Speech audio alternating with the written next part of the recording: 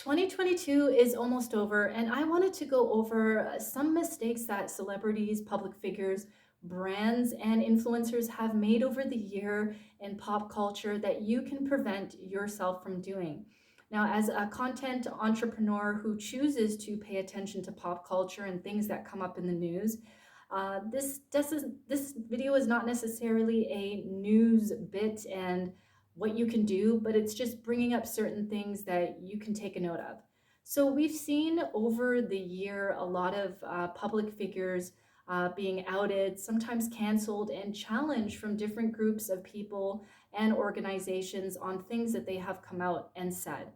And I really truly believe that having self awareness is very important when it comes to building your reputation for what you do, whether it's online, offline, in business, or at work.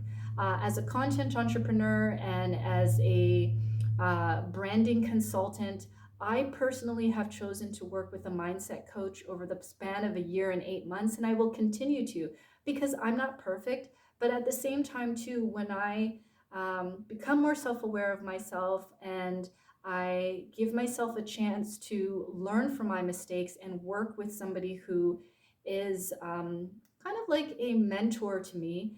This gives me an opportunity to create content that is much more effortless, meaning I'm not sitting around for hours like I used to before working with a coach, writing down titles of topics that I want to talk about. And I'm not sitting around thinking, should I say this and should I say that? Because I know myself and I will continue to do the inner work to be able to own my tone of voice, own the topics that I choose. And if you lack self awareness of who you are and you want to create content online, you're going to be spending a lot of time creating content, deleting content, wondering if you should say this or do that. And that's a lot of time, in my opinion, that could be wasted versus doing the inner work, whether it's personal development, therapy, a life coach, working with a content creator that is successful that can help you prevent yourself from making mistakes that they have done already through the guidance. Other than self awareness and getting a mentor or a coach, I also think it's important to own your narrative. And I'm not going to go into details about Selena Gomez's most recent documentary, but I think it was a brilliant idea that she did this right before Christmas. There has been so much that comes out, not just about Selena, but about public figures in general.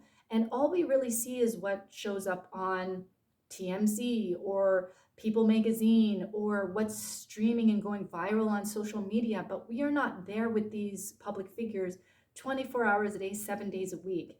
You being able to document your journey, whether it's a career journey, a work journey, whatever it is that you are experiencing, and having a vault or putting it on the cloud to ensure that when the time is right, that you can put all of these pieces of contents together and you can share a documentary of who you are.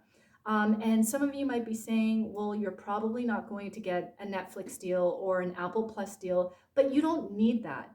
We have YouTube. It's a free platform for you to share a documentary of your life. And you and I have both seen this before of small creators that go viral on social media because they are sharing and documenting their life and showing you behind the scenes with their family, at school, at work, etc.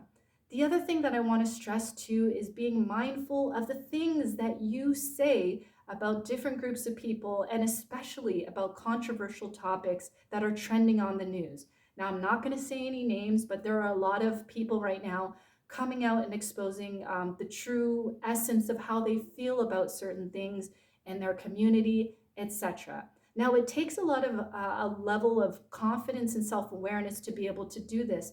But the issue that I see with this sometimes is these people are not subject matter experts. So a lot of the times they're speaking from their point of voice, but they're not fact checking.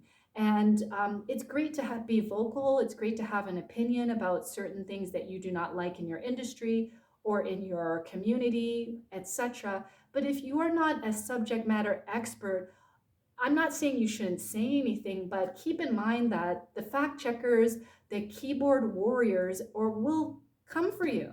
And they will basically have an opinion about what you said and how that doesn't co-align with this date and what this person said. So make sure that you know what you're talking about, and make sure that whatever it is that you choose to say about controversial topics, there is always going to be a consequence for it, whether it's positive or negative.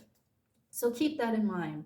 Other things that I learned this year in the, I guess you can say, pop culture scene is people collaborating with different brands, different artists.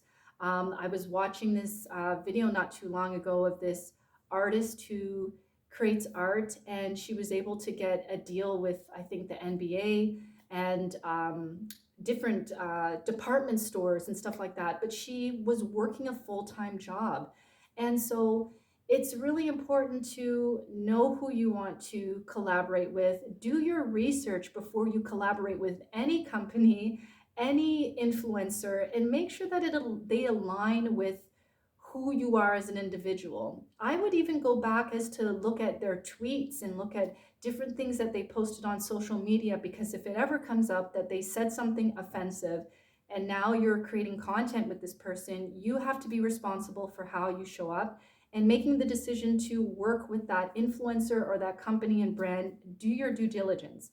The other thing that I want to bring up too is content creators are coming up out of the woodwork. There are so many people on social media right now telling their story, doing feedbacks about certain things that are happening in the news. So you have a voice, and just because you're not, I don't know, a big music artist, or if you're not a big, journalist, it doesn't mean that you can't speak your truth and create content so that you can share it with the world. How many people are on this planet? I think it's about 7.5 billion people. You have an opportunity to share tips and advice on things in your life, whether it's health, whether it's sports, whether it's cooking. It doesn't matter. There's a group of people out there who want to hear what you want to say, and you don't necessarily need a big following in order to get started. Simply a camera, some ideas, and some of the tips that I had mentioned earlier. The other thing I want to mention too is choose the social media platforms that are going to be best for you. Me personally, I like to use the social media platforms that have an algorithm that focuses on trending topics. That way, it gives me an opportunity to think about what I'm going to say and create content based on topics that a lot of people are talking about. Let's take, for example, maybe you like LinkedIn, but stream through LinkedIn, check out hashtags in your industry, and check to see if LinkedIn is the actual best place that you need to be. Maybe TikTok is the best place where you need to be. Maybe you should actually be uploading more content on YouTube Shorts, because the algorithm is open for new content creators, and a lot of people are increasing their subscriptions because of using YouTube Shorts. And then last but not least, um, I would have to say that it's really important to be mindful that we are in an ever so changing world right now. And a lot of things are going to change next year. You might wake up and YouTube disappears. You might wake up and TikTok disappears. So don't focus all of your time on one particular app, on one particular method of communication, meaning vlogging. Maybe you want to create a podcast, or maybe you want to get offline and start doing workshops in your community that are free or maybe paid, where you can actually see people in person and build your brand and build a name for yourself in your community. And for all of the people that are watching that are working a 9 to 5, I also want to say that branding also has to do with what people are saying about you when you're not in the room. Do you want to be known as the person who's always complaining? Do you want to be known as the person at work who is tries to sabotage people and give people a hard time? Or do you want to be known as the person who's efficient and hardworking and you're on time and you have a good attitude? So I just wanted to leave it at that, that this is not just for people who want to create content online. Before 2022 ends and we move into 2023, think about what you want to be remembered for, how you want to present your opinions, what kind of tools are you going to use? Are you going to use offline strategies such as doing webinars and creating networking events and building a name for yourself for your niche in your community or in your city? Or do you want to focus on staying online so that you can reach an international audience and really build a name for yourself for someone who shows empathy and compassion and is doing the right thing versus jumping on the bandwagon just to go viral, which, in my opinion, leads to short term success versus long term? Anyways, thank you so much for watching this video. Share it with somebody that might need to see this. And if you have any questions, leave a comment below and check out my profile. You can follow me on all the other social media handles that I'm on. And thank you so much for tuning in. Take care.